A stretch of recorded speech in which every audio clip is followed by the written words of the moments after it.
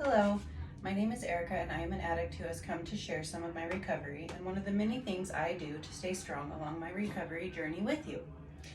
Exercise is an important tool, not only in recovery, but in one's health and can certainly lead to a lifelong healthy lifestyle. One can gain many benefits from exercising, and I am here to share some of those benefits with you. The sources I got my information from are going to be from Google, the Mayo Clinic, and WebMD. One thing about my addiction I know is that I was constantly releasing endorphins and dopamine when I was getting high.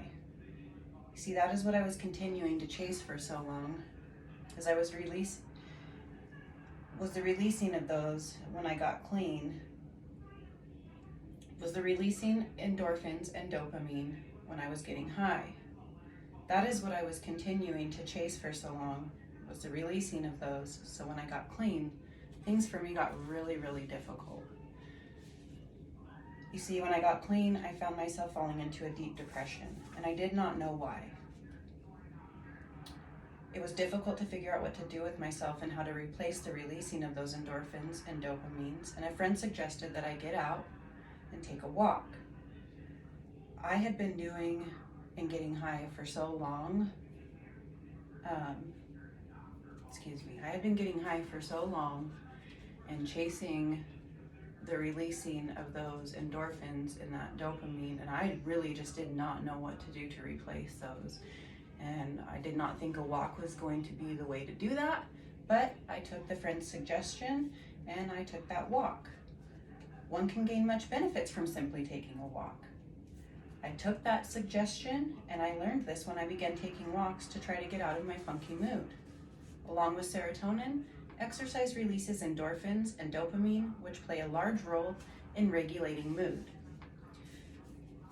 I found that after these walks I was happier, full of energy, and I wanted to continue to get stuff done around the house. Experts think regular physical activity can act as a healthy stand-in for addictive substances because exercise and drugs of misuse work on similar parts of the brain. You see, before I was walking, I was sitting around being sad. I had no motivation to get anything done. I just didn't. I just sat around depressed and sad. I didn't know what to do with myself. It was a real bummer. That changed for me very drastically when I began exercising. Something else that happened when I got clean, I gained a lot of weight, and that is a huge trigger for me in my addiction. For those of you who don't know what a trigger is something that makes you want to get high when you're in recovery. So for me, gaining weight was a big trigger, and that was very scary for me to gain that much weight. According to the Mayo Clinic, exercise controls weight. When you engage in physical activity, you burn calories, and I found myself not only losing pounds, I lost inches as well. Some other benefits of exercise: it not only controls your weight, it prevents health conditions and diseases.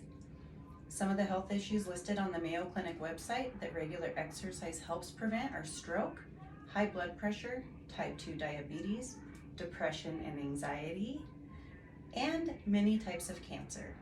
I can relate to the depression and can say that it really did improve mine when I began to exercise regularly. It helped to take me out of my head, and it also improved my anxious thoughts. If you struggle with any of these things, with depression, with anxiety, I highly suggest giving exercise a try. It truly, truly helped me so much, you guys. It really, really did. Exercise is also known to improve mood, boost energy, and very important, promote better sleep. Something else that I can speak on, excuse me, is the better sleep. I track my sleep every single night, and on the days that I exercise, my sleep improves all the way around. My sleeping heart rate dip improves by 7 points on the days that I exercise. On the days that I don't exercise, my heart rate dip is actually not that great. According to WebMD, it is common in people with substance use disorders to have insomnia when quitting drugs and alcohol, and therefore regular exercise, improving sleep helps with this. So how much should one exercise? According to WebMD, 150 minutes of moderate or 75 minutes of intense exercise every week is a good amount of physical activity. Of course, a person just starting out may not want to start at this amount. It is okay to start at a slower pace than that. Just starting is great. Being active for short periods of time throughout the day can add up to provide health benefits. One can do 5 minutes of activity here and there and still be getting great benefits from it. Thank you so much for listening to me share some of my story with you and the thing that brought me out of a dark place in my life and helped me all the way around. I will continue on in my exercises. It has helped me so much, and I believe it can truly help you as well. Thank you guys. Have a great night.